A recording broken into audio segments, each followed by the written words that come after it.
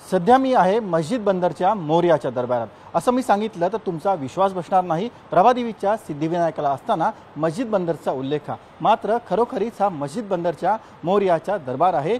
हे मंडळ गेली 11 वर्ष सिद्धिविनायकाचा दरबार आपला गणपतीचा देखावा म्हणून साकार करत आहेत आणि जर बघितलं तर हळूहळू या मंडळाने या संपूर्ण देखावा साकारण्यात पारंगत झालेले आहेत आणि अतिशय हुबेहूब असा देखावा त्यांनी साकारलेला आहे। आणि एक क्षण प्रश्न पडावा की आपण प्रभादेवीच्या सिद्धिविनायकात नाही ना, एवढा हुबेहूब हा देखावा साकारण्यात आलेला आहे।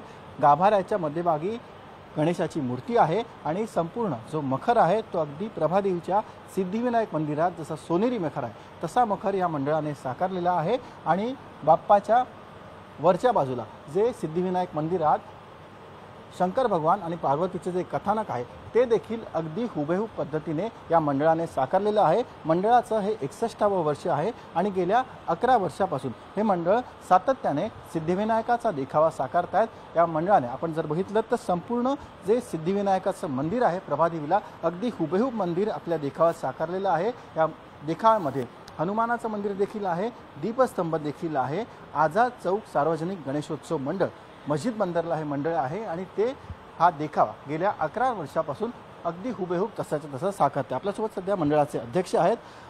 सिद्धिविनायक मंदिराचा अगदी हुबेहूब तुम्ही देखावा साकारलेला आहे। सिद्धिविनायक मंदिरच का? कारण सामान्य लोकांना सिद्धिविनायक मंदिरामध्ये जाऊन घंटा लाईन लावून दर्शन घ्यायचं असतं, त्यापेक्षा आम्ही इथं सुलभपणे त्यांना दर्शन देतो म्हणून आम्हाला साकारलेला आहे। जर तुमचा जर देखावा बघितलात आणि बाहेरची लाइटिंग बघितली तर अगदी हुबेहूब देखावा तुम्ही साकारलेला आहे।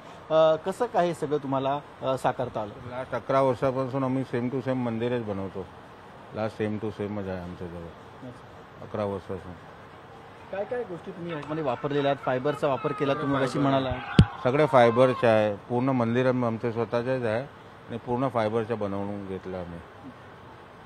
म्हणजे बघितलं तर या मंडळ गेल्या 11 वर्षापासून सिद्धिविनायकाचा देखावा साकारते आणि 11 वर्षानंतर आता ते या देखावा साकारण्यात चांगलेच तज्ञ झालेले आहेत आणि अगदी हुबेहूब देखावा त्यांनी साकारलेला आहे आणि भाविकांचा देखील त्यांना चांगला प्रतिसाद मिळताना आपल्याला दिसून येतोय। व्हिडिओ जर्नलिस्ट अरविंद रावराणेसह सचिन गाड, साम टीव्ही, मुंबई।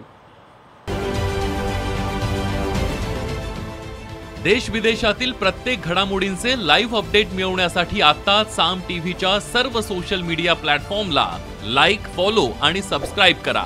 तसंच सर्व नोटिफिकेशनसाठी बेल आयकॉन प्रेस करायला विसरू नका।